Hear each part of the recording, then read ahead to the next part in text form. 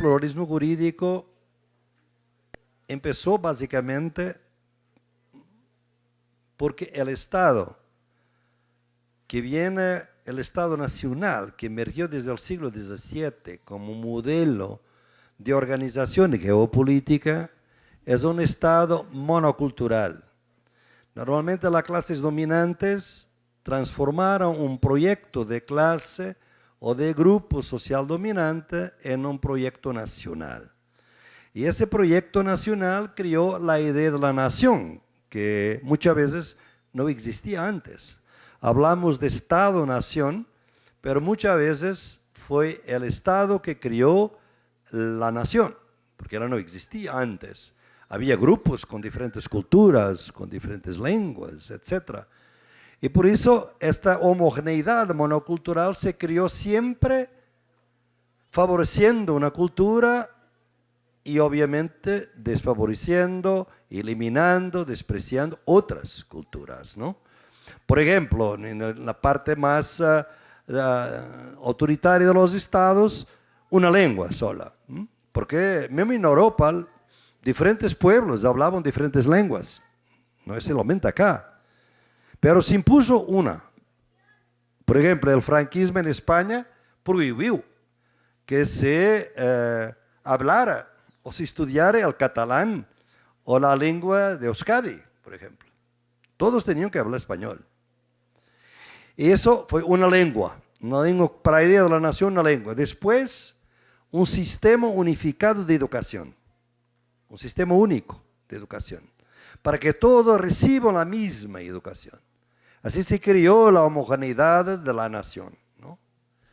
Y después, unas fuerzas armadas también, unas solas, con una dirección central de las fuerzas armadas, que también creó la idea de la unidad, de la protección del territorio. Y finalmente, uno solo sistema jurídico, una única ley, la ley oficial del Estado. Pero como todos imaginan, todo esto al inicio sobre todo es de una violencia enorme, porque había muchos derechos en las diferentes comunidades. Y yo no estoy hablando de América Latina, estoy hablando mismo de Europa. Había muchas diferencias, muchos derechos de, por ejemplo, los comerciantes. En diferentes regiones usaban diferentes derechos comerciales. Pero hay un momento en que el Estado, en el siglo XIX, dice, vamos a producir un código comercial. Y este es el único que es válido. Los otros no son válidos. Y así se creó la idea que es un Estado, un derecho, una educación, una lengua y unas fuerzas armadas. Y ahí está el Estado Nacional. Donde una vez yo bañé mis sueños, hoy la soledad prospera.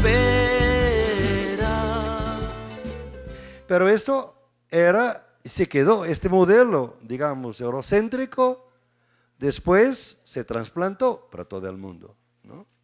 Y ahí la violencia fue todavía mayor, ¿no? Primero porque el Estado, fuera de Europa, fue de inicio un Estado violento, porque fue el Estado colonial. Y trasplantó para otras regiones donde había otros montones de culturas que no fueron reconocidas de ninguna manera. Hubo mucha muerte de cultura y muertes de conocimiento.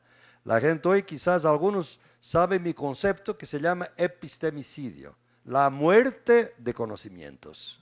Se mató mucho conocimiento. El genocidio de los indígenas fue también un epistemicidio. Se mató el conocimiento de los indígenas. Por veces era condición para matar los indígenas o los africanos, diciendo que su conocimiento tenía que ser destruido, porque era superstición, porque era peligroso, etcétera, etcétera, ¿no? Pues una gran violencia institucional, cultural, epistemológica que se pasó.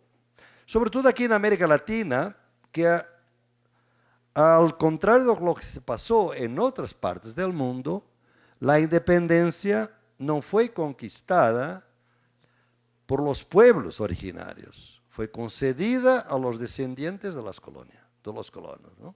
En África no.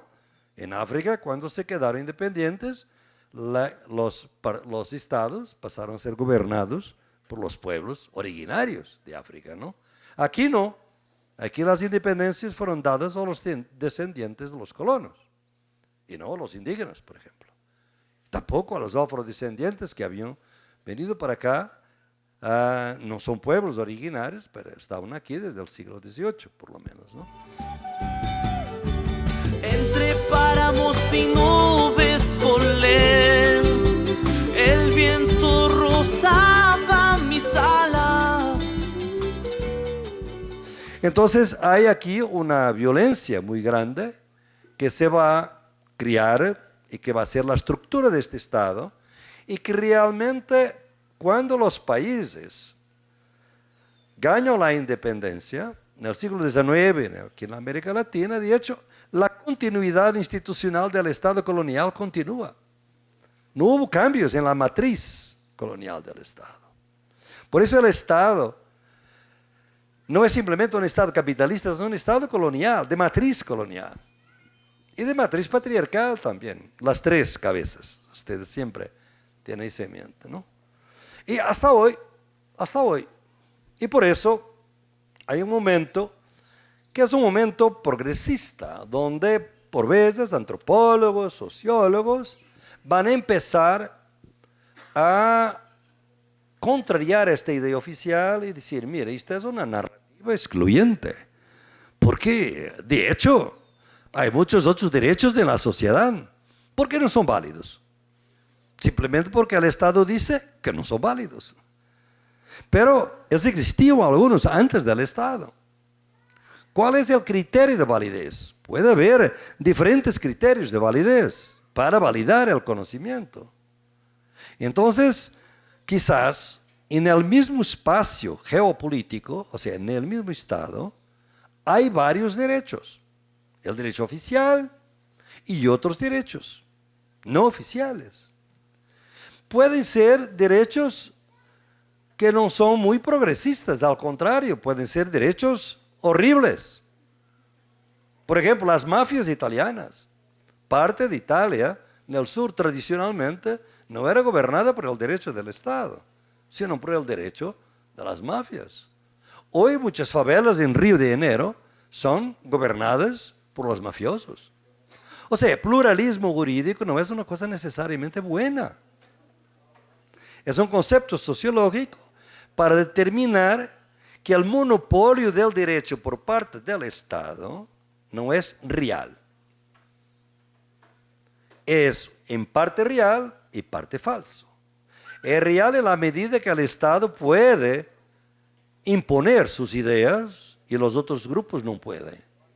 Pero no es real en la medida que de hecho otros derechos circulan.